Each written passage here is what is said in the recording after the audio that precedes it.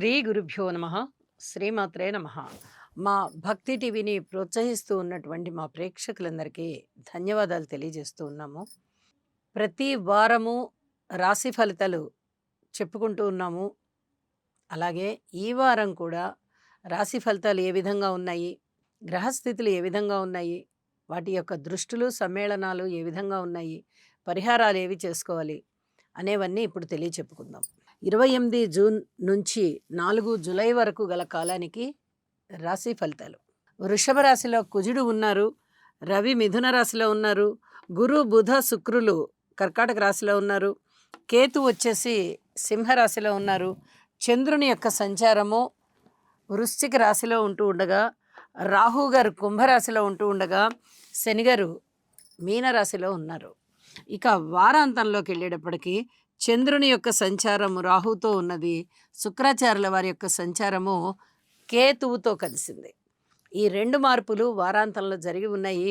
గ్రహ సమ్మేళనాల ఫలితానికి వచ్చినట్టయితే ఇక్కడ గురు బుధ శుక్రుల యొక్క సమ్మేళనం జరుగుతూ ఉన్నది. ఇది చాలా అద్భుతమైనటువంటి కలయిక అని చెప్పచ్చు. గురు శుక్రుల కలయిక వల్ల రెండు శుభగ్రహాల యొక్క కలయిక, ఇద్దరు గురువులే అవుతూ ఉన్న కారణము, గురువుగారు ఉచ్ఛలో ఉంటూ ఉన్న కారణము, ఇవన్నీ కూడా చాలా శుభప్రదమైనటువంటి ఫలితాలను ఇస్తూ ఉండగా, రెండు శుభగ్రహాలతో కలిసినటువంటి బుధుడు కూడా శుభగ్రహమే అవుతూ చాలా అద్భుతమైన ఫలితాలను ఇస్తూ ఉంటారు. అలాగే జ్ఞానం బాగా పెరుగుతుంది, బుక్కిష్ నాలెడ్జ్ బాగా పెరుగుతుంది, అలాగే సున్నితమైన ప్రవర్తన పెరుగుతుంది, ధనయోగాలు పెరుగుతాయి, అనేక రకాల శుభ ఫలితాలు ఉంటాయి. ఈ గురు శుక్ర బుధుల కలయిక చేత చాలా అద్భుతమైన ఫలితాలు ఉంటాయి అని చెప్పి తెలియచెప్పడం జరుగుతోంది. ఇక శనిగారి యొక్క దృష్టి కుజుడి మీద ఉంది. ఇది కొంచెం జాగ్రత్తగా ఉండవలసినటువంటి కాలం. మనందరికీ తెలుసు, వారం వారం చెప్పుకునేటటువంటి వార ఫలాలలో మనము ఇలాంటి విషయాలు చాలా వరకు చాలాసార్లు ప్రస్తావించి ఉన్నాము. శని కుజుల కలయిక కానీ దృష్టి కానీ ఎప్పుడూ మంచిది కాదు. అది ఎప్పుడు మంచిది అంటే రెండు గ్రహాలు ఉచ్ఛలో ఉండి వాటి యొక్క పరస్పర దృష్టి కానీ కలయిక కానీ శుభస్థానాలలో ఉన్నట్లయితే అప్పుడు చాలా మంచి ఫలితాలని ఇస్తూ ఉంటాయి తప్ప, లేకపోతే చాలా వరకు 99% ఇబ్బంది పెట్టే గ్రహాలు అవి. ఆ కలయిక కూడా ఇబ్బంది పెట్టేదే. కొంచెం కడుపు నొప్పి లాంటివి ఉండేటటువంటి అవకాశం ఉంటుంది. రోడ్డు ప్రమాదాలకి కూడా కొంచెం అవకాశం ఉండేటట్టుగా ఉంటుంది. ఈ విషయాలలో మటుకు జాగ్రత్తగా ఉండాలి. ఈ శని కుజుల యొక్క స్తోత్ర పారాయణాలు తప్పనిసరిగా చేసుకోండి అని చెప్పి తెలియజేస్తూ ఉన్నాను. ఇక గురువుగారి యొక్క పంచమ దృష్టి చంద్రుడి మీద పడుతోంది.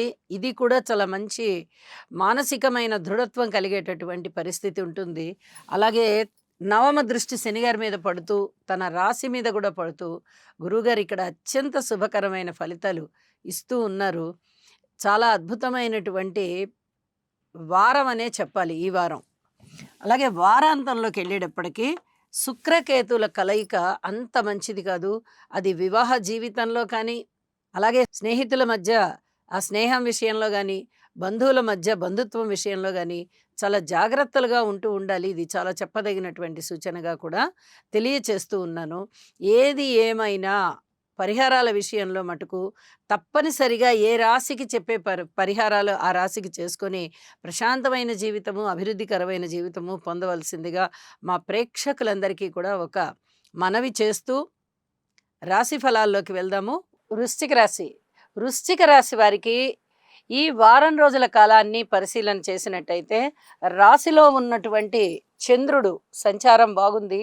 అలాగే నవమ స్థానంలో ఉన్నటువంటి గురు శుక్రుల యొక్క సంచారం బాగుంది. వెరసి 3 గ్రహాల యొక్క ఉనికి కూడా మీకు అత్యధిక లాభాలను తీసుకొస్తుంది.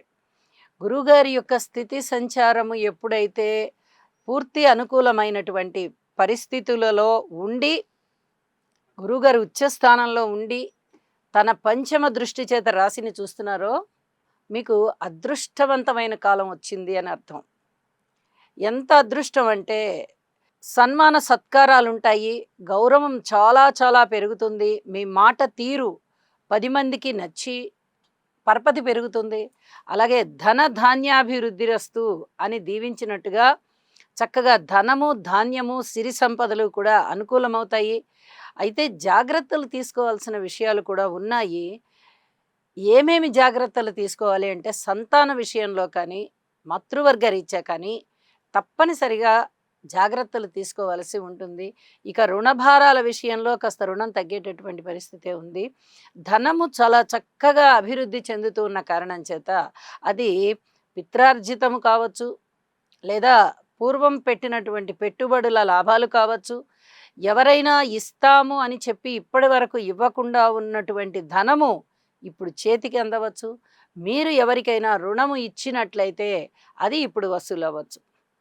ఏ రకంగా అయినా ధనం అనేది బాగా అభివృద్ధి చెందుతోంది. ఇది చాలా చెప్పదగినటువంటి సూచనగా తెలియజేస్తూ ఉన్నాను.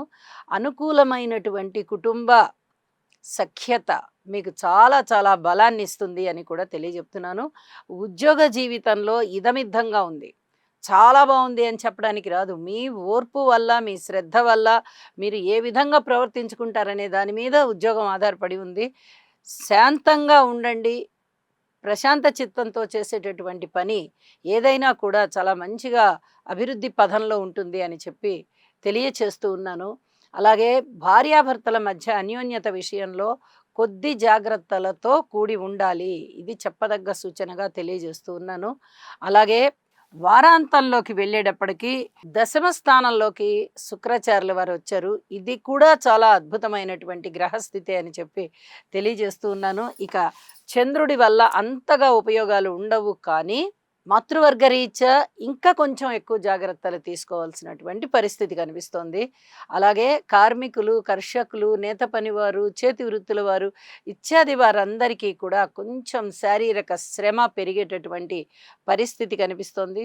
పితృవర్గ రీత్యా చాలా చాలా బాగుంది, మానసిక ప్రశాంతత ఉంది అని చెప్పి తెలియజేస్తూ ఉన్నాను. ఇక అన్ని విధాల గురుబలం బాగుంది కాబట్టి నవగ్రహ స్తోత్ర పారాయణాలు చేసి గురుబలం అంటే గురువుగారు ఇచ్చేటటువంటి ఆశీస్సులు మరింత ప్రగాఢంగా పుచ్చుకోండి అని చెప్పి తెలియజేస్తూ ఇష్టదేవతారాధన చేయండి, ఇంటి దేవతారాధన చేయండి, మరింత మానసిక ప్రశాంతతని చేకూర్చుకోండి.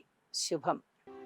ఈ రాశివారు నవగ్రహ ధ్యాన శ్లోకం అయినటువంటి ఆదిత్యాయ చ సోమాయ మంగళాయ బుధాయ చ గురు శుక్ర శనిభ్యశ్చ రాహవే కేతవే నమః అనే మంత్రాన్ని ప్రతినిత్యము పఠించడం ద్వారా లేదా వినడం ద్వారా మీకు మరింత మేలు జరుగుతుంది.